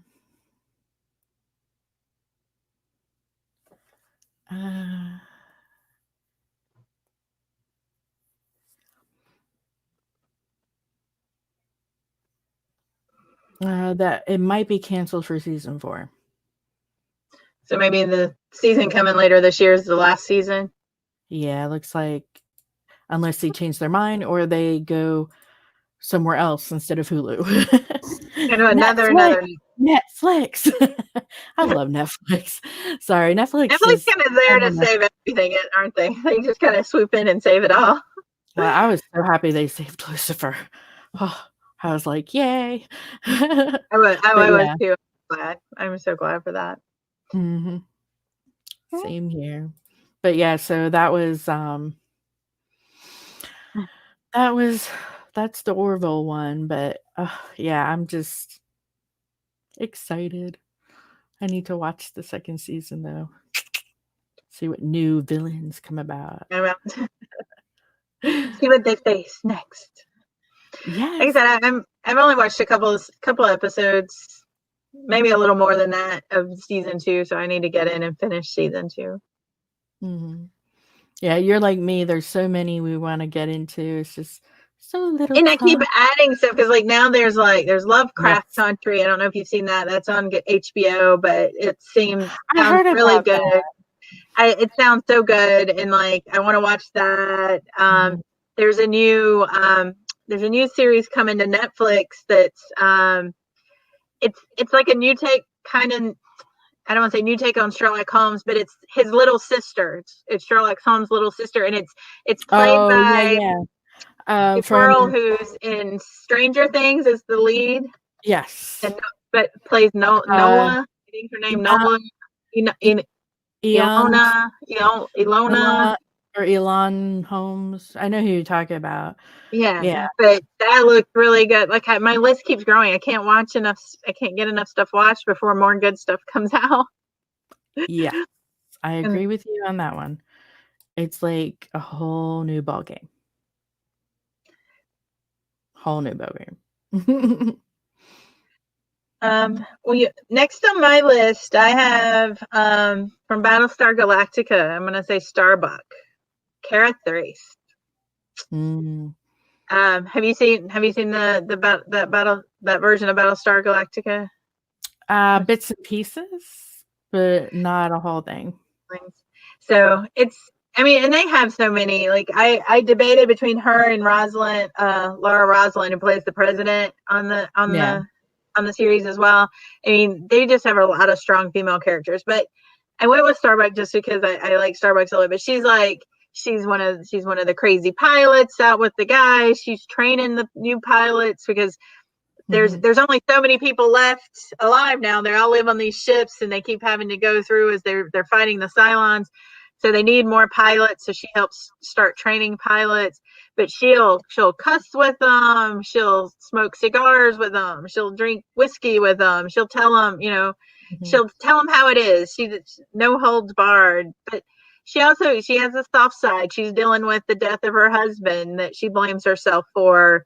She's in love with her husband's brother that she doesn't want to allow herself to be because she thinks it's betraying his memory. It's Yeah. There's a whole bunch of stuff going on there that you have to unpack. Um, I'm not gonna spoil it, but there's some other like really cool storylines that kind of go down the line as you kind of get into the show and stuff. You find out some things about her and some different things, but yeah, I mean, she's a badass. Like I want to be her. Like I just want to be her. Like she's just so awesome and stuff. So I really liked her interpretation of that character and what she brought to that character and that storyline. And you know, Yeah. her and Adama are just she sees him like a father. He's her father-in-law technically, I guess, but she sees him more like a father. She's so worried about disappointing him and letting him down, and it's just Mhm. she just has a lot of stuff going on. There's a lot of stuff to unpack on her character and stuff, and kind of why does she do the things she does? Why is she the way she is and stuff? But I mean, there's just so many scenes where she's just sitting back, she's playing poker with the guys, she's smoking a cigar, she's drinking the whiskey, and she's just one of the guys. And that was kind of my story growing up. I always hung out with the guys. My brother, like I said, my brother was older than me, so I hung out with him and his friends. Most Mhm. of my friends are I have a lot of friends who are guys, so I was always the girl at the table. I was like that one girl that kind of doing the guy things. So I kind of identified with Kara in that way and stuff. So she made it okay. Yeah. You could still be feminine, but also do these guys like boyish things that are quote unquote boyish and stuff. So I really identified a lot with her. I thought. Yeah, I've seen bits and pieces, but I do know she went through a lot. And they all did kinda did, but yeah, it's amazing to see, Yeah. And like I how said, there's a lot of really strong female characters on that show. You end up with President Rosalind, who goes through, she has cancer and she's kind of keeping it from the people because she doesn't want them to think she can't lead. She's kind of president by default because she's the only person in government left. All the rest of them got killed by the Cylons. So it's not like she was elected president. She kind of just inherits it because she's the only one to survive the attack in government. I mean, eventually she gets reelected, but she comes to bat with Adama to kind of take on what she believes is right for the people to get them to survive. Yeah, She questions him when he wants to do everything the military way. She's like, well, no, we've also got to live and have a life. that's And true. she convinces them to go, to look for a place to resettle versus staying and fight. Like there's some really strong female characters all around because you could even go like number six, in her own right is a strong female character. So I mean, it's really well written female characters pretty much all around in that whole episode and that whole series. Yeah. There's so many good sci-fi shows. Yeah. Do you have any others on your list? Do you want to keep going? I Other do. I'm trying to think which one I wanna do next, though. Ha, ha, ha.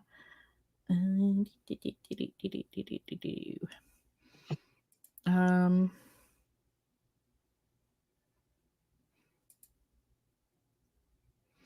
alright, have you seen Dark Matter? Yeah, I've seen parts of it. I haven't seen all of it, but I know the show a little bit. Yeah, Five, who is also known as Das, um, she's the younger one. She, pretty much the way she came on that ship was, due to a friend of hers. They were thieves, Mm-hmm. and they were running away from, security and stuff, and they hid in in the ship, I think through the ventilators at first, and somehow her friend got killed in the process, and she got the thing they stole, which there was an important thing about it. I forgot what the name of it was, but um, the one of the things they say kind of speaks to her, like what Shakespeare what said once was, "Though she be but little, she is fierce." Mm-hmm. Because she starts out as this like innocent thief girl who just gets stuck on the ship, and then she becomes implemented because she's really good at machines and computers and everything. So she's pretty much like the engineer. Mm-hmm. And so she's the engineer. She starts getting close to the other characters. But there's also more to her than she didn't even know about herself through the series. But she actually learns how to fight, and not only just come out and fight, but she's very smart. That's what I loved about her, because she did it in a way where she didn't have to kill if she didn't have like she wouldn't kill if she didn't have to, you Mm-hmm. know and she was always trying to save the others, because sometimes the others, when they got in a bad situation, somebody might have been missing or gotten captured, and she's like, we need to go back for them, they're our family.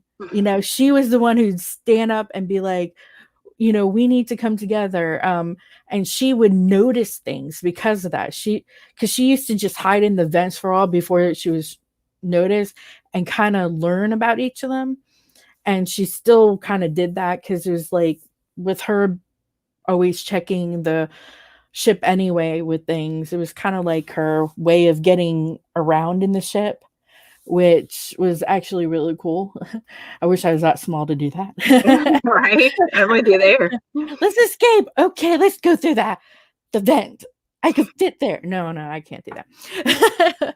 But she is just all around really good. Um I just liked her character overall, because she wasn't like one of those that was always domineering, always a fighter. She like was just somebody trying to make a living with thieving Mm-hmm. at the time, because she had no family. She just hung out with other thieves her age, and so it got to a point where she finally came out, found herself in the process, what she enjoyed and what she liked, and what her like used her abilities, Mm-hmm. and she had a family in the end, even though it wasn't a usual family atmosphere. I mean, there was a lot of no trust there for a while, and like she trusted them where they some of them trusted her, but she actually did a lot of good. She noticed things. Um the android that was kind of like in Andromeda, how they had an android that looked like the ship's personality that came up. They had one of those, and she and the android became really close too. Mm-hmm. So, I mean, there is a lot to it, though. I mean, but I would recommend checking it out if you never finished it. The way it ended, it sucks that it ended, because I know they could have done more, but I guess it didn't get the following near the last season like they wanted. But I was really into it. I mean, I watched it every time it came on. It was That's one of my good. shows. One of my Something else. shows. Something else to kind of go back and revisit and try to check out again. Yes. And so, Some of the others are probably like, we haven't seen that yet. Yes, Dark Matter. I highly recommend. cool. Is it on Netflix or is it on Mm. one of the networks? Do you know where it plays? It's originally from Sci-Fi, so it might be on Sci-Fi's general website. Mm-hmm. I don't remember seeing it on Netflix offhand, but you could always, look it up. Yeah, I always kind of check and see where it's at. Mhm. Um, do you want me to do one more? Do you want to keep going? Sure, unless I have a couple more on my list, so I'm kind of getting down on my list, but my oh, last couple are kind of classic sci-fi. So I'm gonna go I'm gonna go with one of the original like 80s badasses and say Sarah Connor from Terminator. oh Yeah. yes. So, she's got to save the world and she gets to do it by beating up on, Arnold Schwarzenegger. So, Oh yeah, and of course it didn't start out that way. She's a regular human being that had nothing to do with it until somebody tried to kill her. But her story arc, and it's, I mean, still going today. She was Yeah. in, I mean, they were both back in the most recent incarnations of it, Mhm. but yeah, I mean, she just kind of went from this like normal existence to, you're going to be the mother of the future savior of the world that's going to take on all these cyborgs.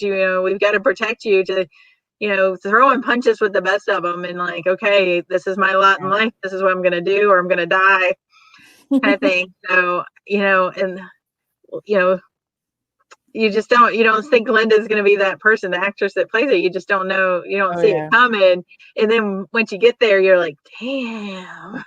Mm. And so yeah, I think she's one of those original badasses and stuff, where it was okay to be, you weren't always your typical. Yeah, T2 was her best outing with the character.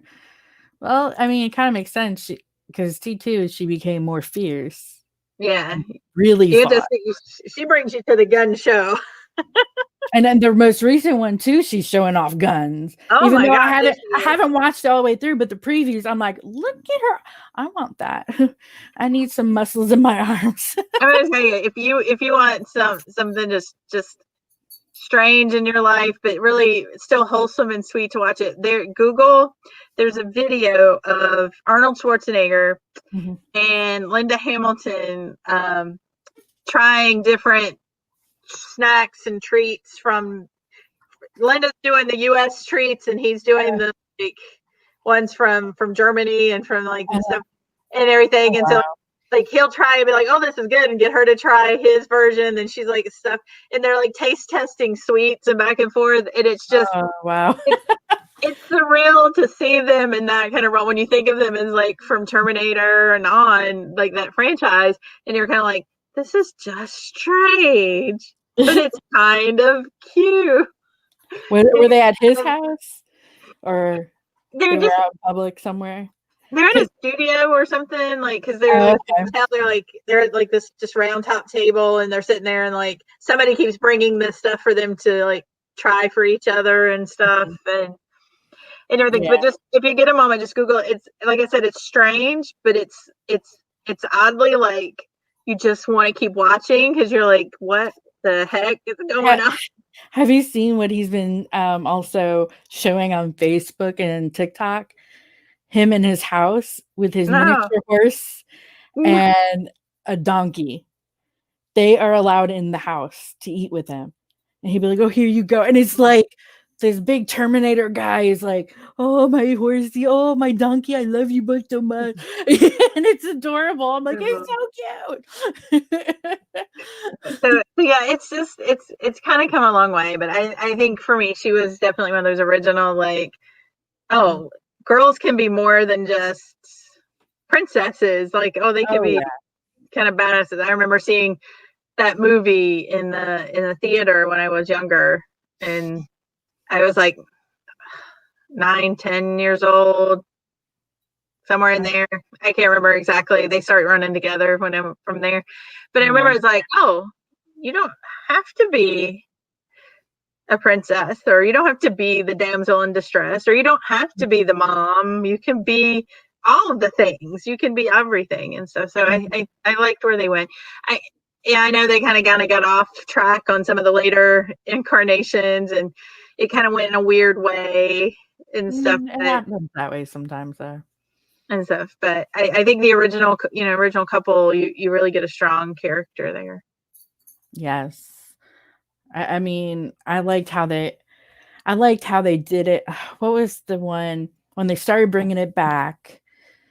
Forgot what that first one was where, even though she just like the only storyline she had was the letter sent to John and hearing her voice on a tape, but it was, Mm. her playing the character. And the the new character that came into play was this who didn't know he was a robot and was meant to spy on them, but he turned against them and stayed and was fighting for humanity because he remembered his own humanity, which I thought was cool. But from there on, like as I said, I haven't seen the most recent one that came out, but she's always, even if it's just her voice, she's always in the Terminator. And it's amazing how with the tape she would be like giving him motivational speeches like, don't, keep your head up, don't trust them, I'm always here for you even if I'm not there physically, I'm there in spirit type of thing, and we will, and I was like, wow. But yeah, as I said, the newest one, for how old she is and that body she had, I was like, that's not fair. But she looked amazing, and I heard she kicked butt really well.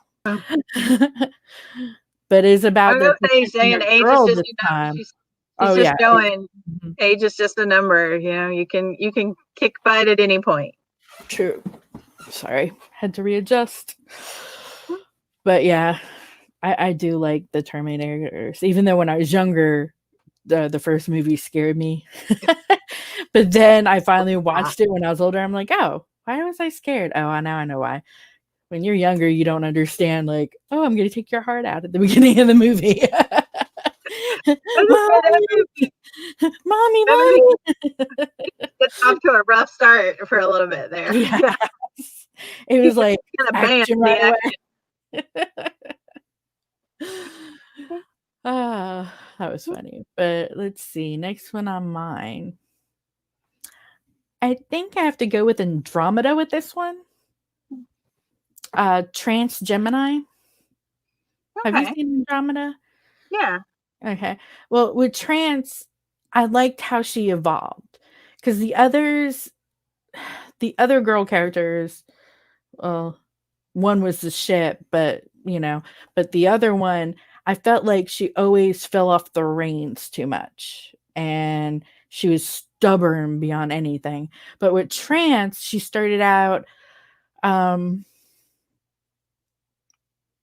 you know, I felt like she was a sweet, innocent girl who just can see things, and she couldn't understand it as well, and fighting wise she was like, she didn't really know how to fight, and she would go ahead and like she'd be one of those where help me, and take a pen and just knock the person on the head and be like, okay, there you go, I don't know what else to do. you know and then she evolved, and she was smarter, she understood like she evolved to where her mind and everything came to pass. I mean, because you later she's revealed that she's an avatar of the Tarn veteran son, Mm, but like she's powerful pretty much. But she could see to the future, and she was helping them with their path. But when she came back evolved, she actually fought. And it mhm. was like, dang, look at her go. I actually liked her look better too than the first one. Because you could tell the difference. The first one's so sweet and innocent. Oh, I don't know. And then the second one, she's like, she left. It's me. You have me now. I'm still trans. I'm just evolved. I'm the future trans. I've seen the future. I'm here to help aid you. And I'm like, wow, okay. But she like literally, the way she evolved was amazing, and how she took on things. I mean, like even her son people didn't want her to give too much information for them to decide what path to take. Mhm, But she was so caring still, because that was her family, mhm, even if she was kinda sent there as more of a messenger, and she would fight for them, and which she did, and I just loved how everything came together. And I know at some point, like, me and my husband watched Andromeda again together, mhm. and it was several months ago, of course. Right now, he's on the West Wing binge. Well, West Wing is great though, but when we were doing the Andromeda binge, I was just like, it's still amazing to watch the transition with everything, and how they save the world and then something else happened and they have to save it again. And they did have time travel, of course, in it, but I did enjoy Trance. That's good. I thought Yeah, she was definitely a good character and very strong in the end. that's good. It's not one. It's not one that I would have come to mind. So I'm glad you brought it up and stuff. And shared a little bit of her story with me because I've seen it, but and I remember the character, but seeing it in a different light, I think it's good. Oh yeah, because they tried to fool them with another sun um person that looked like her at one Mhm, point, and I remember she was fighting to get back because she's like, "No, you're you're evil," kind of in a way. Like you're not doing what we should. I know you guys want it this way, but for the world to be better and to save them, it has to be this way. You mhm, know, because it was like some of the her fellow avatars just didn't care, and mhm. she evolved so much. I loved it. I loved how she understood and she wasn't out there for herself or what her people wanted. Like she knew right and wrong. Yeah, And she fought. She fought hard to the nail. So, yeah, I like that's very cool. That's really cool. that. But there's always more to it. Ooh, I didn't give Ooh, it all away. spoilers!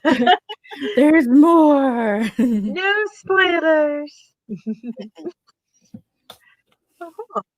That's just a small one. Just Mhm. just a tease to kind of get you into wanting more. Mhm. Yep. And do you have another one? Let's see. I do. I'm gonna take us back to Star Trek a little bit, but I'm going all the way back to the original series, and I'm gonna say Lieutenant Uhura. Yes, I She agree. she was The original strong woman yeah, for Star Trek. she was. I mean, she had so many layers because also being black woman and in that role, you hear stories even today of like Whoopi Goldberg says she was inspired by watching Uhura on TV because she was Mhm. like, I could. It was the only show on TV where here's a girl. Not only is it a girl, but it's a black girl who's doing science, who's important. Like she's an important piece of the crew. Like she is, She's basically the fighting. captain's right hand man or woman and stuff. So she's involved in almost every episode, and she's like the voice of reason for them. Like she kind of gives that other side of the coin for them. Like you've got Spock and you've got McCoy over there arguing, doing their thing, and she's right there in the captain's ear saying, here's what's going on, and she's leading that charge, and I Yeah. just think she's like I said, the original badass. Yeah, Soto Hoshi from Enterprise, an underappreciated Star Trek character. yeah, Yeah, I she I would was agree with that too. I would totally Korean agree with that. American. I think there's many of them, but yeah, she started like she was the first one to start branching out with just all white. Because remember back in the day too, they to have Indians in a movie, they just painted white man face, and Hmm. it's like, no, that's not Indians. And um, it's just when you want to have a character a certain way, you have to have that nationality. I think Hmm. because if you put it to a different nationality, unless you change the storyline, Hmm. it's not going to work as well. But I But think that's one of the great things about Lieutenant Her is it doesn't have to be a black woman, but it true. was. Oh It yeah, it that it could have been anyone, and Roddenberry probably could have cast anybody in that, and probably would have had a lot less headaches for his time. But he put himself out there and said, "No, we're going to put this person. She's the right person for the character." And I mean, you can't imagine anybody else playing Lieutenant Uhura now. I mean, and I know we have the new version, the reboots with the Abrams verse and stuff where you get um Zoe, what's her? I can't think of her last name. But even in that character, I mean, she's a pretty strong Uhura as well. But nothing beats the original. Like, I mean, Nichelle Nichols is just so good in that role. Like you can't imagine anybody else in that role, and you're just Yeah, for and me. I'm so glad she did that role, and you know I don't even I can't even say I know what that experience was for her, for other little little girls growing up and seeing someone that looked like them, because I know representation matters so much mhm, on shows and stuff like that. But I know for me it was so impactful because yeah, watching it in reruns, later on after the original runs, same and I'm here. watching in the movies and stuff, and you're watching it, and you're like, you know, girls can do science, girls can do space, girls can do like I can do these things too. And that was important to me. So then add that extra layer on, Yeah, and it and just takes on a whole another tone with it. And I'm just so glad that we have that in the world. Like we need more of that. yeah, and I get to the point where yeah, back then it was like seen as wrong. And like when I was watching it, I didn't even think about it. Like, oh, she's black. She kissed a white man. Because to Yeah. me, it was acceptable, even though still some people are up in arms about it. I'm like, no, this is the 20th century, 21st century. 21st. We You keep would going hope people would up. not be up in arms about it Yeah, these days, but the past is the past. Leave it alone. We're trying to grow and be better, not be stuck in the past and get upset for things like that. But I always we're was, still fighting some of those same battles. So it's but sad.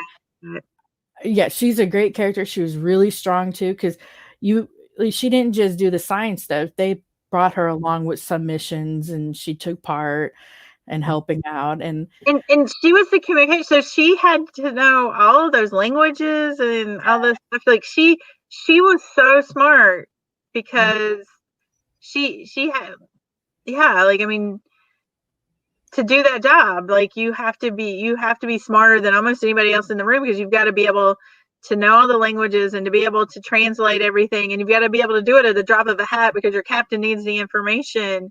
oh yeah, So like yeah, it's just such a good role, and I'm just so glad. I'm just so thankful that Michelle was cast in it, and that we have her, as she's just a treasure. I just love her. it's funny too because I think it was last year she was on an episode of The Young and the Restless as Wow. one of the characters' dying mother, and I was just like, oh, okay. I was like, it sucks that that character is dying, but dang, hey girl, And Hey. of course she did wonderful, and it sucks that she's not going to conventions anymore. But I understand. But I would have loved to have met her, or at least, if anything, interview her online. Yeah. Because she went through that period where you know seeing a black person on TV was not the norm, and she was one of the first females that was like, "Bam, there you go. We're gonna rock the world for She you." was right up front and center. Mhm. There was no denying how She got important she was to that crew and stuff. and those who loved Kirk were like, "Oh, she's so lucky she got to kiss Kirk." Betty gets to kiss Kirk. What are you talking? I'm just I know, but you know what I mean. It's like, so how was he? No, I'm just kidding. But I mean, like, it's amazing how far Star Trek has come, and it's so because with all the debates and everything that were going on with some of the new Trek coming up, I'm like, do you even get Star Trek? Like, it's yeah, breaking boundaries before it was cool, much less mhm, now when everybody's trying to do it. So like what are like, yeah. I get mhm. confused sometimes when Star Trek fans think it's too diverse, and I'm like, do you even watch Star Trek? Do you remember what Roddenberry was trying to do? Do you even know what the point of the show was? It's like, Yeah, everybody coming together to unite. I mean, you still have moments of uprise where, different species, whatever, have conflict. yeah. But at that point, it wasn't like it used to be. They were trying to keep the peace. They were trying to work together and all that. And sometimes I wish we had, especially during the pandemic now, I'm like, Mhm. I wish we had what Roddenberry saw. People still were able to house shelter over their heads. They didn't have to pay rent or whatever. They just worked or based on they're, I guess, I don't know if it was based on tiering or whatever, they still got a place, Mm-hmm. and it wasn't like, aha, pandemic, you're losing money, you're gonna lose your house. Oh, you can't eat. You Oh, had the we have to open up the economy, but even if that means grandma dies because money is yeah. so important to us. Yeah, the maybe if we weren't so greedy anymore, as you know, I don't know if we're quite to where Roddenberry saw us getting, but Uh, I maybe some think more time we'll get there. But yeah, right now I think we're I think people forget that money is actually printed. It it's like paper with 2 sides. And you could create something else in its place. But, I know there are a lot of people are open arms about that, so I'm not gonna get more into that one. yeah But, we don't want to get too political, but yeah. yeah, but I admit sometimes I wish we kinda had that society where we didn't have to worry if we had to work or not based on certain things, and everybody always got fed, but we're Yeah, not there yet. We're not there yet.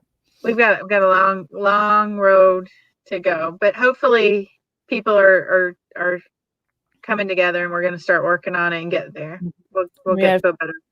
we have 2 other did I we even have get this Ripley on from my list. Alien? This is the last one I had on my list that I hadn't called out yet. Was Ripley from Aliens. And this And one Pastor Goy got original. one more for the sci-fi comedy Galaxy Quest, underappreciated movie. True. I love that movie. Great movie. Mm. And of course, at some point we'll probably do maybe the strong male characters in sci-fi. Not yet though. Night. That could be another night. Because let's see, we have 4 more minutes. I don't think we're gonna get there. Every other character that's ever been in a sci-fi. Okay, we've covered all the strongmen. Right? There's so many more though. I do admit there is so many more. Like one series I do love is Sequence DSV, but I couldn't find a main female that would have worked because they they mostly had males and the females switched out a lot. Yeah. So Well, I was like, hmm. it's one of And those where, like, if you think about original, we were just talking about original Trek. You've got Nichelle as Lieutenant Uhura, and you've got um, Nurse. Oh my gosh! But the rest of the cast are all males. So, like, for every one female, you've got 5 or 6, 10 male yeah. characters that are in there. So Mhm, that's why I think it's unique when you have a really well written, strong female character and stuff. mhm. Not to take away from the guys, we're glad they're there as well, but but you know, numbers aren't always in our favor.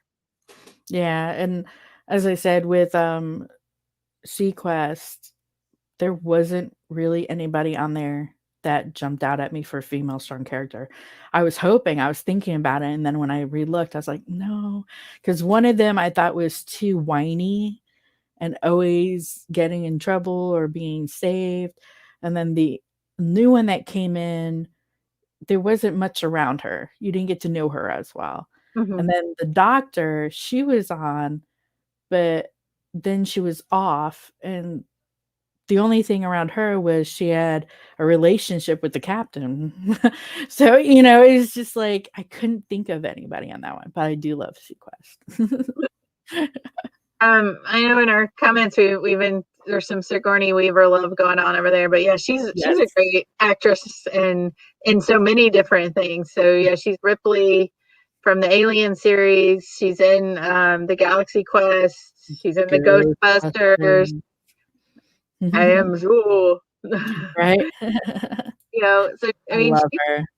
she brings that, and you know, she's an awesome actress. I mean, she does such a great job, and each character is so different from the other. Like, it's the same person doing them, but they are so different. So she just brings so much to the table with that, and it's really cool to watch and stuff. Yeah. I'm But a late comer to the Aliens franchise. We went with some friends with ours last October, I think it was. Sometime when they were doing the anniversary showing it back in the theaters, the Fathom event for Alien, for the original one. And I was like, we went with a double date, my husband and our friends, and we went to see it, and I had never seen it before, and I was so oh, impressed with that movie. Back when we could go out and do stuff, back. yeah. 6 years ago or 6 months ago. It feels Mm, like years. But you know, she was such a good character in that movie, and because yeah. and it's kind of that same thing of like she kept trying to say no, we need to, you know, like we need to do the quarantine, and they're like, oh no, it's okay, it'll be all right, let's get them in. I'm like, no, listen to her, she's the scientist, she knows what's going on, Oh, and yeah. nobody would listen to her. Ghostbusters, that new movie comes soon, most original cast is back. Oh, yes, I know. The movie was supposed to be out, but because the pandemic was pushed, and that is the movie I've been waiting for this whole time for this year. I was like, stupid pandemic. Now, have you watched the newer version that got kind of some bad reviews and stuff? Did you Yeah, the one that was all girl, the all female I cast? did. It was fun. It was cute, but it wasn't Ghostbusters. I think it should have been like done differently. You know, it to be Ghostbusters, it could have been their kids, or it could have been a movie on its own. I don't know. I think that was, I think you're right. I think the one thing was like I didn't have a problem with the cast. I think they did a great job. I think they were funny. I thought it was a good storyline, but I don't understand why they couldn't have tied it back into the original Mhm. a little more. Like what kind of, like at least one of them have a tie to one of the original cast, just to kind of make some Yeah. continuity with it or some different things. But I enjoyed it. It was a good watch for us. We watched it on a streaming service. I don't remember where it's at, um, but yeah, I would say if you haven't watched it, give it a watch. Mhm. It's definitely worth your time to watch it and stuff. You'll have a good time. You'll laugh. I think the one thing it was missing and would have made it better is if they would have found a way to kind of hook in the original Yeah. story a little bit in the original guys, just Yeah. to kind of give that nostalgic feel to it. I think it would have had a little bit more. Mhm. All right. Well, we're a little over 2 hours. Do we? Yeah, we should finish it up. But yeah, the all female cast, the chemistry could have been better. Hemsworth was hilarious in that, but I think they were pushing having a comedic character in it too much. Like I thought it could have, yeah. Uh, we could get on that another time. Maybe have a thing about all Ghostbusters. Yeah, we did go over a little bit. But of course, as you guys know, we're going to be every Tuesday, 8 p.m. to 10 p.m. For Fusion Pop. And um, we do have, I haven't gotten it myself yet, but as you know, Fusion Pop is sponsored by Fusion Radio and produce. And so we have t-shirts for Fusion Radio. As you know, this is my DJ name, and this is the shirt. We also have Fusion Pop shirts for those who want to get some. It's through T Public. We have our own Fusion Radio site there, and I'll show you what a mask looks like quick before we get off. Because I got also, I need to get the radio and the Fusion Pop branding too. But I want, like, I love, this is my face mask with the logo. It's like, it's so cool, you know? Very nice. And Very T nice. Public does very good. Like the colors pop out. But hopefully I'll be getting a Fusion Pop shirt to wear. But yeah, so anything from you, Nancy? Look forward to next week. Hopefully, we'll have our schedule out for the next couple of shows soon, and so people can kind of know what our topics are going to be. Um, be sure to subscribe to our YouTube channel so you get notified anytime we're going to be going live or when we're having a new episode coming up, or if you want to rewatch and see anything that we talked about or kind of reference it, or go back and just watch us be silly. And those of you listening to this after the live, just know you have the right to make your comments. And if you agree with us, disagree, or have others you want to bring up that we might have missed. But as I said, with our show, we couldn't bring everybody in. We had to bring the ones that, pop to us. So, but hopefully you guys have a rest of a good evening, I should say. It's getting late. And Can you believe we're almost the next time we do a show? It'll be September. I Our next will be know, September. September. We're fall getting is coming. fall is coming. I'm so excited. Me Ah. too. And yes, we're gonna have a Halloween podcast too. We'll let you know when. So, but you guys have a wonderful rest of the evening, and we will see you next Tuesday.